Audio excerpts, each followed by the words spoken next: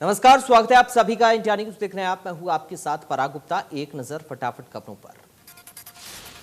प्रधानमंत्री नरेंद्र मोदी ने उज्ज्वला योजना 2.0 की शुरुआत की। पीएम मोदी ने लाभार्थियों के बीच वीडियो कॉन्फ्रेंसिंग के जरिए एलपीजी कनेक्शन बांटा। प्रोग्राम के दौरान पीएम मोदी ने उज्ज्वला के लाभार्थियों से बातचीत की। इससे पहले साल 2016 में उज्ज्वला योजना की शुरुआत की गई थी। 5 करोड़ महिलाओं को एलपीजी कनेक्शन देने का लक्ष्य रखा गया था।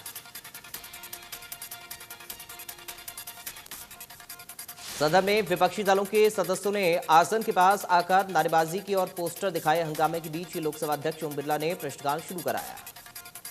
लोकसभा में हंगामा करने वाले विपक्षी नेताओं को फटकार लगाते हुए ओम बिरला ने कहा कि इच्छा थी कि आदिवासियों के योगदान पर सदन में चर्चा होती, लेकिन विपक्ष सदन चलने नहीं देना चाहता, ये सही नहीं। कांग्रेस सांसद अधीर रंजन चौधरी ने कहा कि इजराइल, फ्रांस, हंगरी हर जगह पेगासस पर जांच हो रही है। कहीं तो सरकार बदलने की नौबत आ चुकी है, लेकिन हमारे यहां छोटी सी चर्चा करने पर भी डर रहे हैं। पेगासस जासूसी मामले से जुड़ी 9 याचिकाओं पर सुप्रीम कोर्ट में सुनवाई टल गई। मामले की सोमवार को सुनवाई होगी। सोमवार में मामले में पत्रकारों, वकीलों, सामाजिक कार्यकर्ताओं और एडिटर्स गिल्ड ऑफ इंडिया की तरफ से अर्जियां दायर कर एसआईटी जांच की मांग की गई थी। सुप्रीम कोर्ट ने राजनीतिक पार्टियों के उम्मीदवारों के अपराधीकरण से जुड़े मामले में बड़ा फैसला सुनाया। अब सभी राजनीतिक पार्टियों को उम्मीदवारों के ऐलान के 48 घंटे के अंदर मुकदमों की जानकारी जारी करनी होगी। सुप्रीम कोर्ट के इस फैसले का उद्देश्य राजनीति में अपराधीकरण को कम करना है। जस्टिस आरएफ नरीमन और बीआर गवई की पीठ ने इस बारे में अपने 13 फरवरी 2020 के फैसले में निर्देश में संशोधन किया। सुप्रीम कोर्ट ने निर्देश दिया कि सांसदों और विधायकों के खिलाफ कोई आपराधिक मामला संबंधित हाईकोर्ट की मंजूरी के बगैर वापस नहीं लिया जा सकता। हरियाणा वेयर हाउस के चेयरमैन और प्रतला से विधायक नंदपाल रावत ने आईएमटी के उद्योगपतियों के साथ विकास कार्यों को लेकर बैठक की। बैठक में उद्योगपतियों ने समस्याएं उनके सामने रखी। नंदपाल रावत ने जल्द मुख्यमंत्री के सामने समस्याओं को रखने का भरोसा दिया। कांग्रेस को निशाने पर लेते हुए नंदपाल रावत ने कहा कि कांग्रेस के राज में नौकरियां सिर्फ पैसे वालों को मिलती थीं, लेकिन अब योग्यता के आधार पर युवाओं को नौकरी मिल रही। रेवाड़ी में बीजेपी नेता सुनील मूसेपुर की अध्यक्षता में तिरंगा यात्रा निकाली गई। कहा कि देश की आजादी के लिए जिन वीर शहीदों ने अपने प्राणों की आहुति दी, उनकी बदौलत हम आजादी की खुली हवा में सांस ले रहे। हजारों तिरंगों के साथ ये यात्रा रेवाड़ी के राव तोलाराम पार्क से शुरू होकर मुख्य बाजारों से होती हुई रेजांगला स्मारक पर खत्म हुई। कैथल में बीजेपी ने एक तिरंगा यात्रा निकाली, जिसमें मुख्य अतिथि के रूप में बीजेपी प्रदेश अध्यक्ष ओम प्रकाश धनखड़ और राज्य मंत्री कमलेश ढांडा ने शिरकत की। तिरंगा यात्रा अनाज मंडी से शुरू होकर वीर महाराणा प्रताप चौक पर जाकर खत्म हुई। इस दौरान ओपी धनखड़ ने कहा कि यात्रा शहीदों के सम्मान में उन्हें याद करने के लिए और ये यादगार हम आने वाली पीढ़ी को भी बताएं कि जिन लोगों ने तिरंगे को हमारे हाथों में सौंपा है। पेहोबा में खेल मंत्री संदीप सिंह के नेतृत्व में तिरंगा यात्रा निकाली गई। तिरंगा यात्रा में हजारों की संख्या में लोग शामिल हुए। खेल मंत्री संदीप सिंह ने हाथ में राष्ट्रीय ध्वज थामकर खुद मार्च की अगुवाई की। संदीप सिंह ने कहा कि इतिहास गवाह है कि जब भी देश की शान पर खतरा आया, भारत माता के लिए कुर्बानी देने वालों में हरियाणा के साथ इस क्षेत्र के जवान भी पीछे नहीं रहे। उन्होंने कहा तिरंगा यात्रा का उद्देश्य युवा पीढ़ी में देशभक्ति की भावना पैदा करके स्वतंत्रता सेनानियों के बलिदान को रेखांकित कर उन्हें श्रद्धांजलि अर्पित करना है। रक्षाबंधन के मौके पर महिलाओं को हरियाणा सरकार ने तोहफा दिया। सरकार ने रक्षाबंधन पर महिलाओं को मुफ्त यात्रा देने का फैसला लिया। परिवहन मंत्री मूलचंद शर्मा ने बताया कि एक दिन के लिए 12 से 15 साल के बच्चों के साथ महिलाएं मुफ्त यात्रा कर सकेंगी। मुफ्त यात्रा में कोविड प्रोटोकॉल का पालन करना होगा। बसों में चलने वाले यात्रियों की राह जल्द आसान होने जा रही है। हरियाणा रोडवेज के बेड़े में परिवहन विभाग 800 नई बसें शामिल करने जा रहा है। पिछले काफी समय से हरियाणा के सभी डिपो बसों की कमी से जूझ रहे थे। कैथल जिले में भी बस डिपो को 40 नई बसें मिलने जा रही हैं। डिपो के जीएम ने बताया कि 50 नई बसों की डिमांड विभाग को भेजी, जिसमें 40 बसें स्वीकृत हो गई हैं और इनके टेंडर भी हो चुके हैं। जल्दी कैथल डिपो के बेड़े में बसें शामिल हो जाएंगी। भवानीखेड़ा से गांव की मिट्टी पानी लेकर टिकरी बॉर्डर तक किसानों के लिए कांवड़ यात्रा निकाले जाने का सिलसिला लगातार जारी है। संयुक्त किसान मोर्चा के नेता के नेतृत्व में गांव पापोसा से किसानों ने कांवड़ यात्रा निकाली। कांवड़ यात्रा जाटू खाप 84 के गांव से होती हुई गांव धनाना पहुंची, जहां पर जाटू खाप के प्रधान ने कांवड़ यात्रा का स्वागत किया। किसान आंदोलन को मजबूती देने के लिए हर संभव सहयोग देने का वादा किया।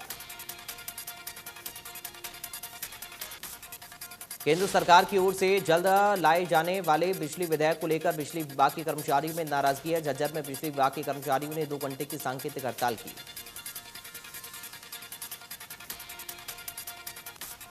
कर्मचारी कार्यालय के गेट के सामने धरने पर बैठ गए। सरकार के खिलाफ जमकर नारेबाजी की। कर्मचारियों का ये कहना है कि सरकार बिजली विधेयक के जरिए बिजली विभाग का निजीकरण करना चाहती है, जिससे कर्मचारियों और लोगों का नुकसान होगा। कर्मचारियों का कहना है कि अगर सरकार ने कर्मचारियों की मांगें नहीं मानी तो वो वर्क सस्पेंड करेंगे और इतना ही नहीं, अनिश्चितकालीन हड़ताल पर भी चले जाएंगे।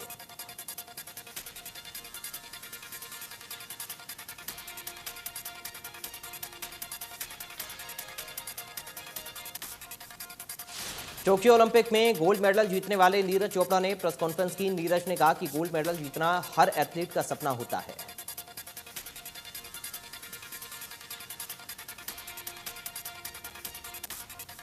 नीरज चोपड़ा ने कहा कि सभी के सहयोग से गोल्ड मेडल जीता। मुकाबला बड़ा था। ओलंपिक के लिए की गई तैयारी रंग लाई।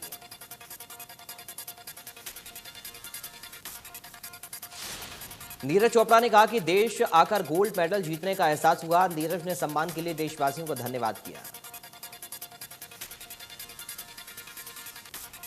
पीएम मोदी के फोन करने पर नीरज चोपड़ा ने कहा कि यह बहुत ही बड़ी बात है जब आप इतने बड़े खेल में खेल रहे हो और देश का प्रधानमंत्री आपको फोन करता है।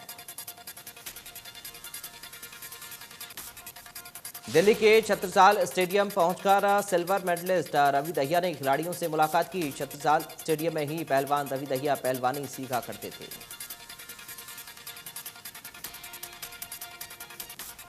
रवि दहिया ने बताया कि ओलंपिक के लिए उन्होंने बहुत मेहनत की थी। लगातार प्रैक्टिस करने से उन्हें सफलता मिली।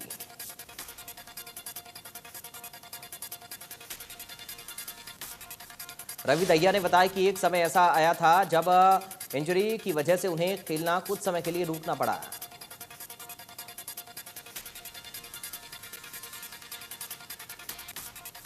पहलवान बजरंग पुनिया सोनीपत में अपने घर पहुंचे, जहां उनकी मां ने तड़क लगाकर उनका जोरदार स्वागत किया। बजरंग को घी से बना चूरमा खिलाया।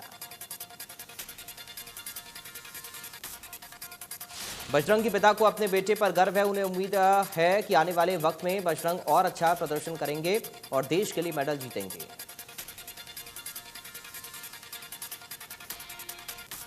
सदन की कार्यवाही शुरू होने से पहले बीजेपी संसदीय दल की बैठक हुई, जिसमें पीएम मोदी और रक्षा मंत्री राजनाथ सिंह भी मौजूद रहे।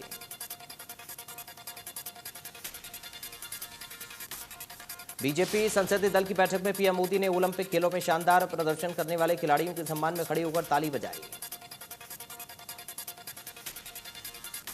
प्रधानमंत्री ने सभी सांसदों से खेल और खिलाड़ियों पर विशेष ध्यान देने को कहा। प्रधानमंत्री ने कहा कि यह सब कुछ एक साल की मेहनत से नहीं हुआ, इसके पीछे सालों की मेहनत है। पीएम ने सभी सांसदों से खड़े होकर खिलाड़ियों का अभिवादन करने को कहा। ओलंपिक में प्रदर्शन और आगे की तैयारियों को लेकर खेल मंत्री अनुराग ठाकुर और किरण रिजिजू ने प्रेजेंटेशन भी दिया।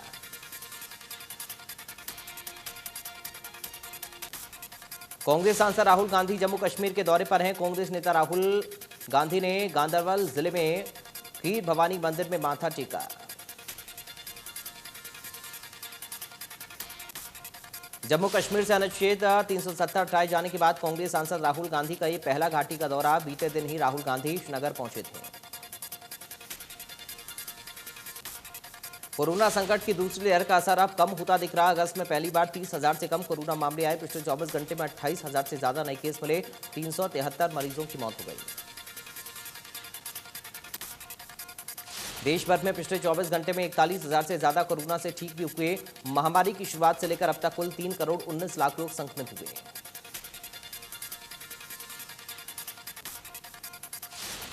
अब तक 3 करोड़ 11 लाख लोग ठीक भी हो चुके हैं। देश में कोरोना एक्टिव केस की संख्या अब 4 लाख से कम है।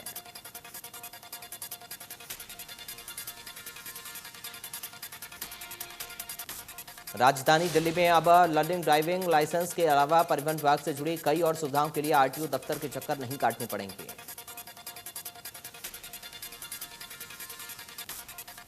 दिल्ली सरकार की फेसलेस स्कीम के जरिए अब 11 अगस्त से घर बैठे ऑनलाइन लर्निंग लाइसेंस का एग्जाम लोग दे पाएंगे। परमानेंट ड्राइविंग लाइसेंस के लिए ही ड्राइविंग टेस्ट देने आरटीओ ऑफिस जाने की जरूरत होगी।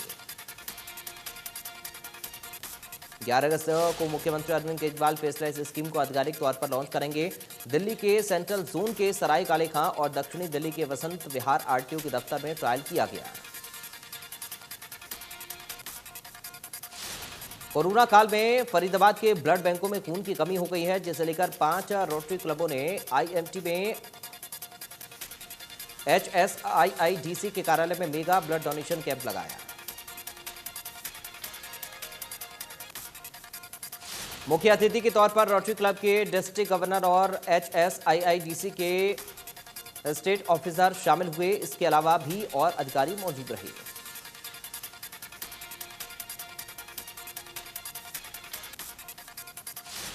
1 किलो देसी घी देकर रक्तदाताओं का मनोबल बढ़ाया गया। इस मौके पर महिला रोटेरियंस ने भी रक्तदाताओं का हौसला बढ़ाया और लोगों से रक्तदान करने की अपील की।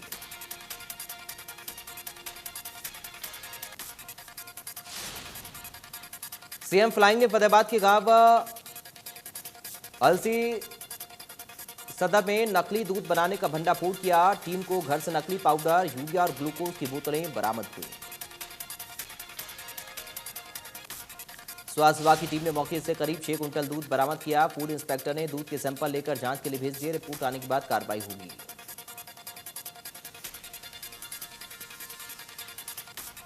चरखी दादरी बिजली विभाग के कर्मचारियों ने 2 घंटे का सांकेतिक धरना दिया। बिजली विभाग के जिला प्रधान ने बताया कि पिछले काफी समय से हम अपनी मांग को लेकर लगातार धरने प्रदर्शन दे रहे हैं, लेकिन हमारी मांगें नहीं मानी जा रही।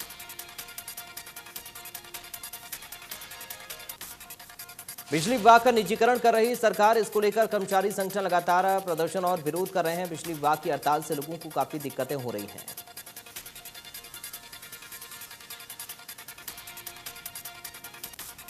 फतेहाबाद में कांस्टेबल की भर्ती परीक्षा लीक होने के मामले में छात्रों ने सड़कों पर उतरकर प्रदर्शन किया। काफी संख्या में छात्र इकट्ठा होकर लघु सचिवालय पहुंचे।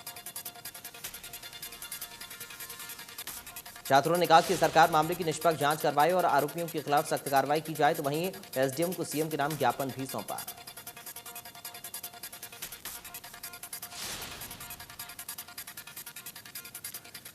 सरकार कहती है कि खर्ची पर्ची नहीं चल रही, लेकिन पेपर लीक से युवाओं से धोखा किया जा रहा है। उन्होंने कहा कि सरकार की मिलीभगत के बिना पेपर लीक नहीं हो सकता।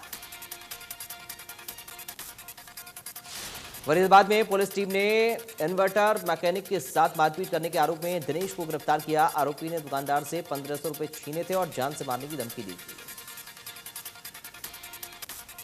अंबाला में डाक विभाग ने नई स्कीम शुरू की, जिसके तहत पोस्टमैन घर जाकर लोगों के आधार कार्ड में मोबाइल नंबर अपडेट कर सकेंगे।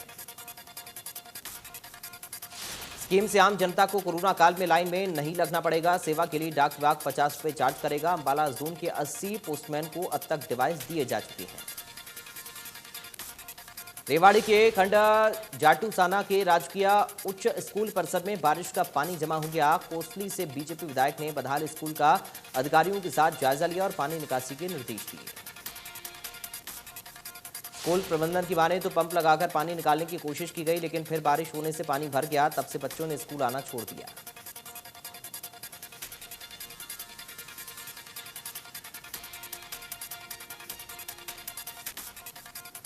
सोनीपत के दोदवा गांव में किसान की हत्या मामले में पुलिस को बड़ी कामयाबी मिली है। पुलिस ने महज 36 घंटे में ही 5 आरोपियों को गिरफ्तार किया।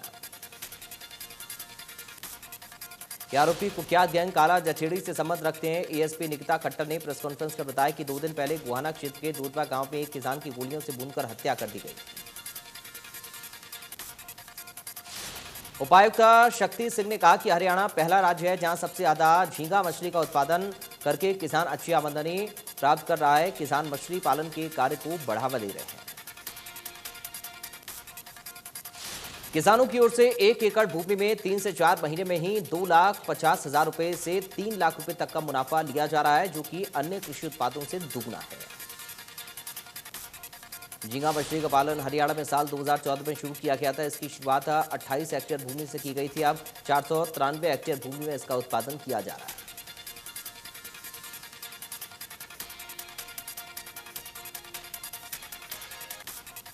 गुरुग्राम में लोगों की लापरवाही को देखते हुए प्रशासन ने लोगों को जागरूक करने के लिए नो मास्क नो सर्विस की मुहिम सख्ती से चलाने के आदेश जारी किए हैं। बिना मास्क किसी भी व्यक्ति को पब्लिक और प्राइवेट ट्रांसपोर्ट में सफर की अनुमति नहीं दी जाएगी। साथ ही सरकारी और निजी प्रतिष्ठानों से भी कोई सेवा और सामान हासिल नहीं कर सकेंगे ऐसे लोग। न ही बिना मास्क के व्यक्ति को मॉल, सिनेमाघर और किसी भी कार्यालय में प्रवेश करने दिया जाएगा। इसके तहत जिला प्रशासन द्वारा गुरुग्राम में जगह जगह गुरुग्राम पुलिस की मुस्तैदी भी बढ़ाई गई है, जो बिना मास्क वाले लोगों के चालान करेंगे। गुरुग्राम में लोगों की जागरूकता और स्वास्थ्य विभाग की मुहिम के कारण अब तक 19,65,000 से ज्यादा लोगों को वैक्सीन के टीके लगाए जा चुके हैं। साइबर सिटी गुरुग्राम में पूरे देश में एकमात्र ऐसा जिला है जहां के सरकारी केंद्रों पर कोविशील्ड, कोवैक्सीन और स्पुतनिक भी तीनों वैक्सीन निःशुल्क उपलब्ध हैं। गुरुग्राम में गर्भवती महिलाओं के लिए हर महीने की 9 तारीख को विशेष कैंप लगाए जाते हैं, जिसके तहत गर्भवती महिलाओं के लिए टीकाकरण की अलग से व्यवस्था की जाती है।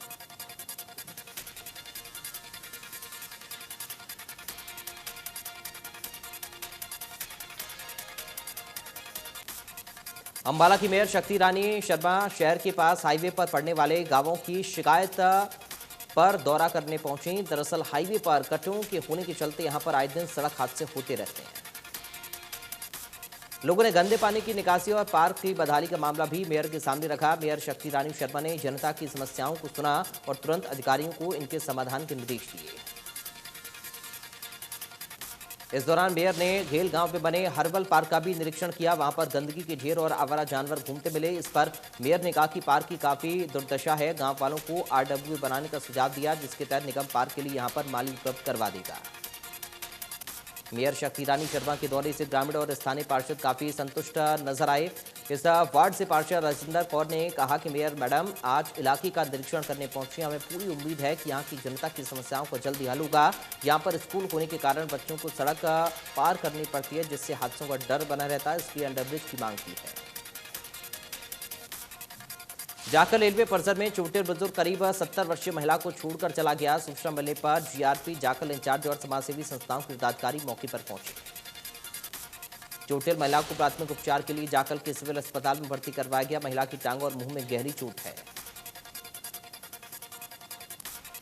महिला के पास एक कपड़ों से भरा हुआ बैग मिला, जिससे साफ जाहिर होता है कि महिला के रखरखाव और उसकी देखभाल न करने की नीयत से ऐसा किया गया है। गौवंश को बचाने के लिए प्रदेश सरकार बड़े बड़े दावे कर रही है, लेकिन परिषद और NH हाईवे की लापरवाही से एक बेजुबान गाय 2 घंटे तक दलदल में फंसी रही।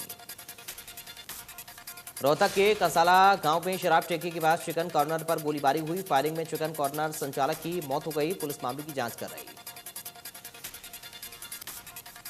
वारदात में मृतक के चचेरे भाइयों को भी गोली लगी। दोनों को इलाज के लिए PGI में दाखिल करवाया गया। पुलिस का कहना है कि मामला आपसी रंजिश का है। गांव के युवक पर हत्या का आरोप है। हिसार में शहीद सुरेंद्र का पार्थिव शरीर उनके पैतृक गांव कड़कड़ी में पहुंचा, जहां पर राजकीय सम्मान के साथ शहीद का अंतिम संस्कार किया गया। जम्मू कश्मीर के उरी सेक्टर में कड़कड़ी निवासी शहीद सुरेंद्र आतंकवादियों से लोहा लेते हुए शहीद हो गए थे। नांगल चौधरी के गांव ढाड़ी मामराज में उस वक्त शोक की लहर फैल गई जब लोगों को मालूम चला कि CRPF में तैनात गांव का जवान शहीद हो गया। तेलंगाना में ड्यूटी के दौरान करंट लगने से जवान शहीद हुआ। शहीद के पार्थिव शरीर को उनके पैतृक गांव लाया गया, जहां पर अंतिम यात्रा में शहीद को श्रद्धांजलि देने के लिए भीड़ सैकड़ों लोग उमड़े। शहीद का राजकीय सम्मान के साथ अंतिम संस्कार किया गया। CRPF अधिकारी ने कहा कि शहीद ने 13 साल तक देश की सेवा की। परिवार को जल्द से जल्द मदद दी जाएगी। जम्मू कश्मीर में आतंकियों ने नापाक हरकत की। आतंकियों ने CRPF पार्टी को निशाना बनाते हुए हमला बोला। हमले में एक जवान की घायल होने की खबर। जानकारी के मुताबिक दक्षिण कश्मीर के शोपिया के जैनपुरा में CRPF पार्टी पर आतंकवादियों ने गोलीबारी की। इससे पहले आतंकियों ने BJP सरपंच और उनकी पत्नी पर हमला किया था।